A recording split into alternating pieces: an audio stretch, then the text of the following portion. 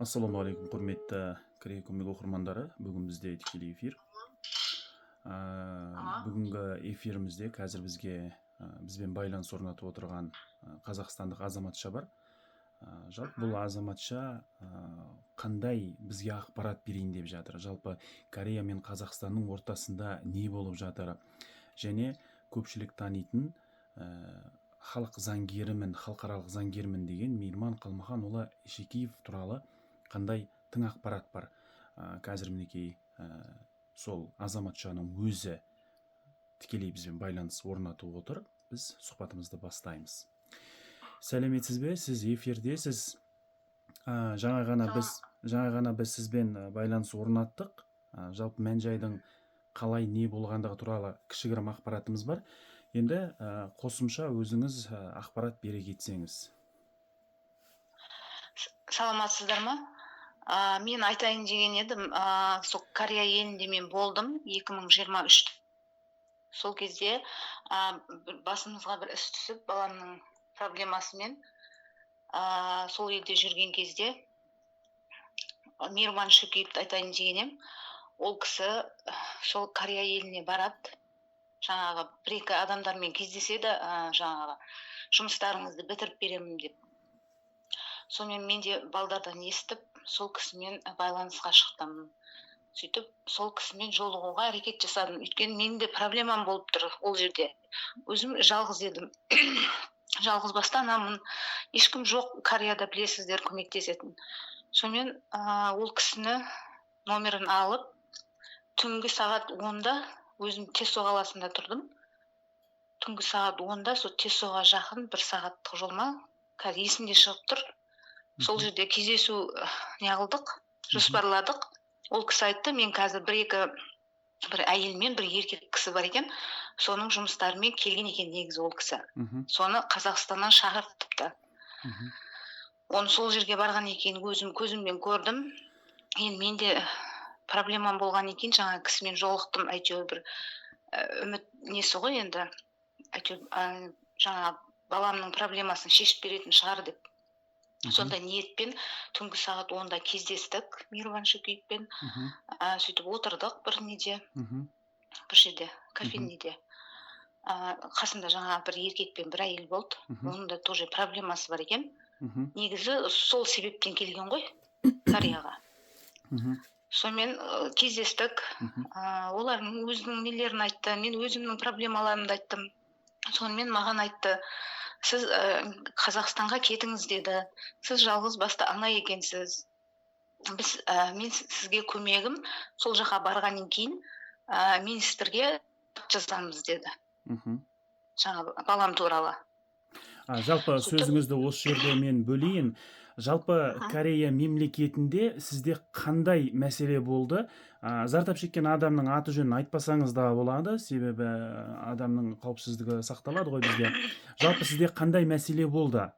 Және бұл кісіні сіз қайдан танисыз? Ол мәселе болғанда сол жерде балам полицияға түсіп қалады. Соны шығарып алу керек болып тұр. Сол одан алдын естігемін, жаңағы 2 баланы шығарыпты деген. Менікі де соған сәйкес келеді. Сол үшін мен де енді ана емеспін, үміт несі ғой енді. Сөйтіп, ол кісіні мен через достары арқылы осы Қазақстаннан, өзім Кореядамын. Қазақстаннан номерін алдым Мейірман Шөкеевтің. Осындай кезде барады деген, Кореяға барады деген ақпарат келді. Сонымен кездесіп, сізбен жолығайын деп, өзім түнгі сағат 9-да 10-да кездесетін болдық. Сонымен сол баламның проблемасы ғой негізі. Сонымен келіп қалдым. Сөйтіп, екеуміз кездестік, жаңа кісілер де болды қасымда, адвокат әйел кісіні ертіп бардым. Онша енді жалғыз барғанша жаңа заңды біледі ғой деп, сол жердің переводчигі. Қырғыз әйел еді. Сөйтіп, ол кісінде мен бесплатно апармаймын ғой, ол кісіге де ақша төлеп апардым түн ішінде. Еще таксиім бар.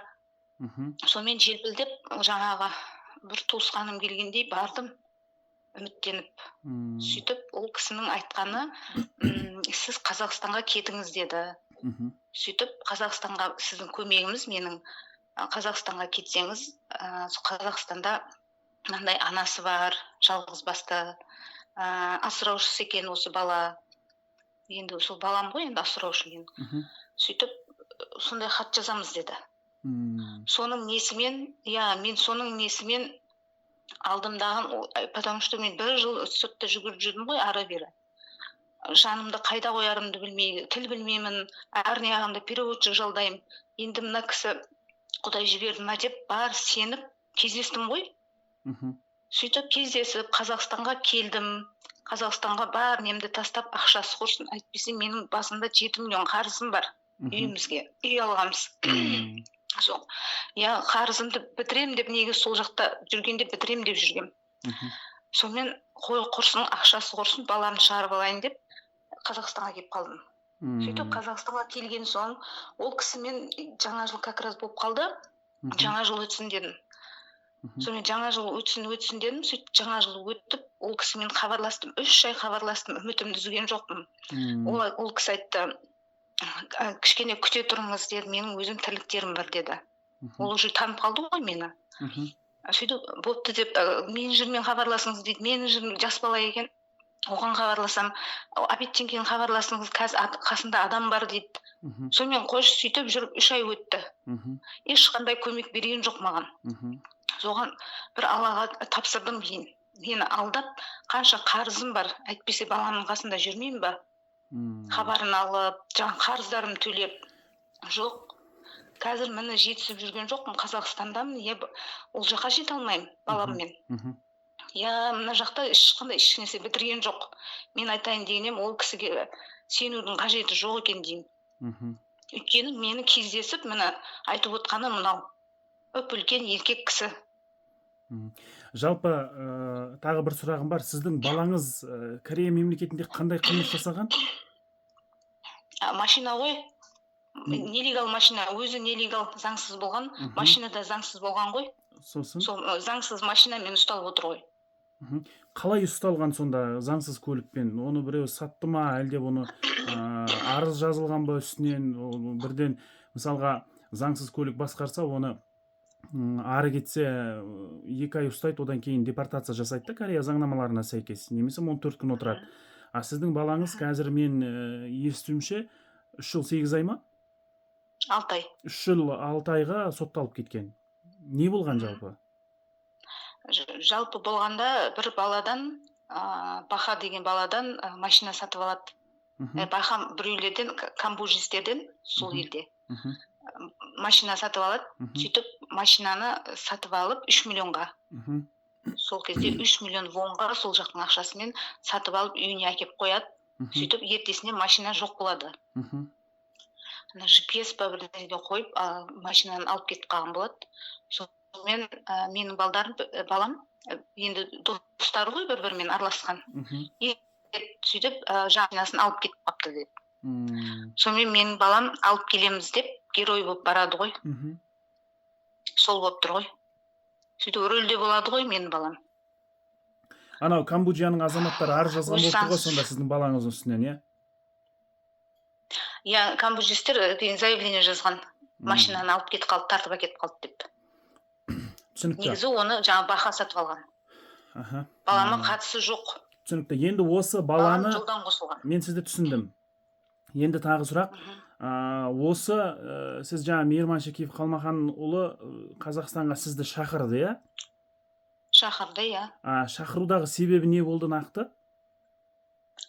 Шақырғанда себебі жаңағы неге жазамыз деді ғой, Корея еліне. Бірінші министрге жазамыз деді. Сондай көмек бар сізге деді. Арыз жазу Басқа үшін лажы жоқ деді. арыз жазу үшін сіз Корея елінен Қазақстанға келуіңіз керек болды. Алайда сіз Қазақстанға келгеннен кейін сізге ешқандай көмек көрсеткен жоқ, не телефонға да жауап бермеді. Солай түсіндім ғой? Иә, солай. Ол жауап берген жоқ. 3 ай күттім. Звондай берем. Өзімен 1-2 рет сөйлестім, қалған менеджер баламен хабарлас дейді. SMS жазам, менеджер балаға хабарлас дейді. Хабарласпай, сол күйі көмектескен жоқ. Маған соны Кореядан келдім мен сол үшін. Маған ол жақта жүргенде солай айтты. Қазақстанға барып жазамыз деді. Жалпы сізді алдап шақырып отыр ғой Қазақстанға. Сіз депортпен шықтыңыз ба Кореядан? Депортпен шықтым. Енді не болды, енді мына жаққа келдім. Балам ана жақта, өзім мына жақта. Ол жақты кім білесіз, ақша салу керек. Звондап хабарын біле алмаймын. Мына жақта ақша кредитімізді жауа алмай отырмын. Астанада оңай емес қой. Түсінікті. Сонымен жоқ болып кетті жаңағы кім, Мейірбан Шөкеев. Енді мінекей қазір сізді миллиондаған халық тыңдап отыр да. Сіз жалпы енді қазір зардап шектім деп отырсыз ғой. Сіз ешқандай төлем жасаған жоқсыз ғой ол кісіге, дұрыс па? Жоқ, төлем жасаған жоқпын бірақ. Ешқандай төлем жасаған жоқсыз, бірақ жаңағыдай сен Кореядан Қазақстанға кел, мен Қазақстанда осы жерде арыз жазып, жаңағыдай тиісті мекемелерге беріп, балаңды алдыртып берем деді ма сонда сізге? Тура сөйтіп айтты. Бірақ ешқандай арыз, еш мемлекеттік мекемеге сіздің балаңыз туралы ақпарат немесе арыз жазылған жоқ. Жазылған жоқ, берген де жоқ. Өзім жүгірдім. Бұл жаққа келіп те. Сіз Мейірманның тікелей өзінің байланыс нөміріне қоңырау шалдыңыз ба? Қоңырау шалдым келген кезде. Мен келдім, Мейірман ағай. Мен Қазақстанға келіп қалдым. Енді жұмысты қашан бастаймыз, қашан кездесеміз деп мен кәдімгідей звондап тұрдым. Не дейді? Ол сол кезде айтты, күте тұр. Менің қазір қанша адам бар деді. Күте тұрыңыз деді. Ол кезде жылы жарайды онда. Енді не ғой енді? Жұмыспен болғаннан кейін, күте тұрайын деп, басында сөйтіп бір-екі не қылдым. Күттім оны. Түсінікті. Сіз Кореядан Қазақстанға қай жылы келдіңіз? Мен осы 24-тің январында келдім, 9 январ күні. Жалпы 2024-тің қаңтар айында сіз Кореядан Қазақстанға келдіңіз. Содан бастап мінекей қазір жылдың соңы болып жатыр. Бір жыл бойы ол кісізбен байланыс орнатпайды, немесе сіз қоңырау шалсаңыз бос емес деп жауап береді. Солай ғой? Алмайды. Болды, мен күдерім үздім. Ол кісі сөйтіп айтты, сөзінде тұрған жоқ. Міне сізді сонша адам көріп тұр, сіз осын қазір мысалға Кореяның түрмесінде қаншама қазақстандық азаматтар әртүрлі заң бұзушылықтар жасап, олар түрмеде жатыр. Және де осы жаңағыдай мен халықаралық заңгермін деп түркістандық 2 баланы Корея түрмесінен шығардым деп әлеуметтік желіде жалған ақпарат берген Мейірман Қалмаханұлы Шөкеев туралы біз алдында ақпарат бердік, ол ешқандай ресми, яғни қағаз жүзінде ол 2 баланың адвокаты болмағандығы туралы. Алайда олар көреміз бағдарламасында бұл ақпаратты әлеуметтік желіге шығарды. Одан кейін қаншама адамдар ол кісіге жазған, мен балам түрмеден шығарып берді. Қазір мысалға қанша бала түрмеде жатыр. Солардың ата-аналары бұл кісіге мысалға өтініш жасауы мүмкін, баламды шығарып бер деп. Сіз сол әке-шешелерге, сол ата-аналарға жүрегі қан жылап отқан туысқандарына не айтасыз жалпы?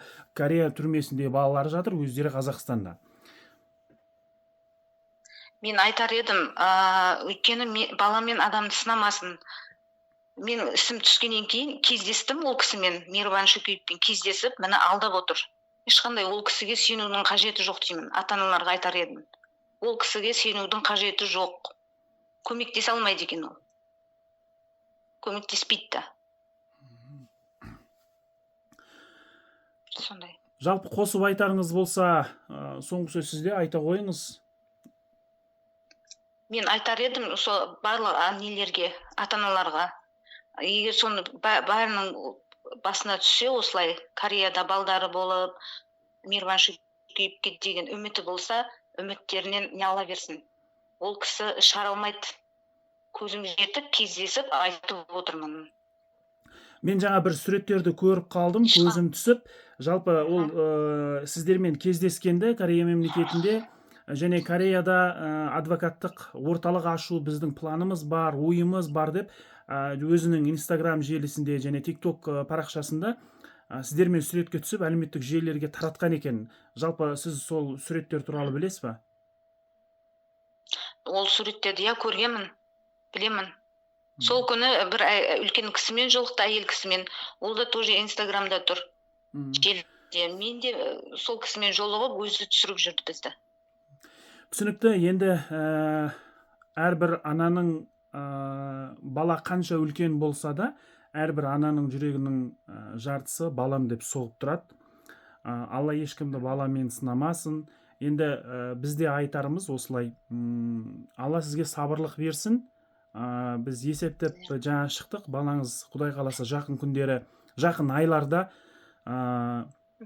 жаңағыдай түрмеден шығып бостандыққа шығады екен, аман есен. Бауырыңызға басып алыңыз. Енді ер азаматтың басында әртүрлі сынақ болады.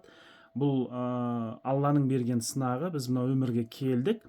Алла біз мына өмірден өтіп кеткенге дейін сынайды. Бір күн күлдіріп сынайды, бір күн жылатып сынайды. Сондықтан бұл да Алланың сізге берген бір сынағы болсын. Сабырлық сақтаңыз. Сізге тек қана алдағы уақытта жақсы және жеңісті күндер тілейміз. Аумин, айтқаныңыз келсін. Жақсы, сау болыңыз. Сау болыңыз. Құрметті жақсылар, жалпы бұл эфирді жасаудағы мақсат, білесіздер, Мейірман Шекеев Қалмаханұлын түркістандық 2 баланы түрмеден шығардым деп әлеуметтік желіде жалған ақпарат берді. Ол кісінің Корея мемлекетіне барғаны рас, алайда ресми қағаздарды мен сол кезде көрсеткен болатынмын. Бұл ешқандай да халықаралық заңгер жоқ. Халықаралық заңгермін деген оның қолында ешқандай құжаты да жоқ. Қазір ғана мінекей бүгін бізге Корея көмектің WhatsApp желісіне қоңырау шалған А есімді азаматшамен болған сұхбатты естідіңіздер. Жалпы баласы Корея мемлекетінде көлік алған, ол көлікті ертесі күні келіп камбоджалық азаматтар ұрлап кеткен. Артынан бұл жігіт қайтадан барып көлікті алып кеткен кезде камбоджалық азамат бұл баланың үстінен арыз жазып, жалпы 3 жыл 6 айға Корея заңдарымен сотталып кеткен. Қазіргі таңда Корея түрмесінде отыр. Осы баламды шығарып береді деп Мейірман Шекеев Қалмаханұлына жүгінген. Мейірман бір жұмыстарымен Кореяға барған кезінде бұл кісі жолыққан екен. Алайда негізінде көмектесем дейтін адам Кореяның өзінде бізде елшіліктер бар. Елшіліктермен жан-жақ ақпарат таратып, кішігірім қағаз жүзінде қолдау көрсетуіне әбден мүмкіндік бар еді. Алайда сіз Қазақстанға келіңіз, бұл істің барлығын Қазақстанда жасаймыз деген. Бұл әйел өзі заңсыз мигрант болған, Корея мемлекетінен Қазақстанға келеді, депортпен шығады. Енді қазір Мейірман Шекеев бұған ешқандай көмек көрсеткен емес. Жаңағыдай қашып жүр, былай айтқан кезде жауапкершіліктен қашып жүр. Сондықтан, құрметті қазақстандықтар, егер сіздің балаңыз Корея түрмесінде жатқан болса, егер сіздің туысқаныңыз Корея түрмесіне жабылған болса, Корея заңнамаларына сәйкес олар өз жазаларын өтегеннен кейін ғана түрмеден шығады. Оған қазақстандық немесе шетелдік ешқандай адвокаттар көмек көрсете алмайды. Әрбір заңды бұзған шетелдік үшін Корея мемлекеті тарапынан тегін заңгерлер қарастырылған, тегін аудармашылар қарастырылған. Құрметті оқырмандар, біз сіздерге барын шындығын айттық. Зар жылап жатқан ана, зар жылап жатқан әке, қайдан көмек келеді деп, кім көмек берем десе, қыруар ақшаны болмайтын, білімі жоқ адамдарға шашпаңыз. Егер тікелей балаңыз туралы ақпаратты білгіңіз келсе, Ген прокуратура арқылы, бізде сыртқы істер министрлігі бар, елшілік бар, соларға арнайы сайттар арқылы жазып, көмек сұраңыздар, ресми ақпарат алыңыздар. Қазір ғана балаңа көмек берем деген ананың зар жылаған дауысын естідік. Ауырмаңыздар, аман болыңыздар.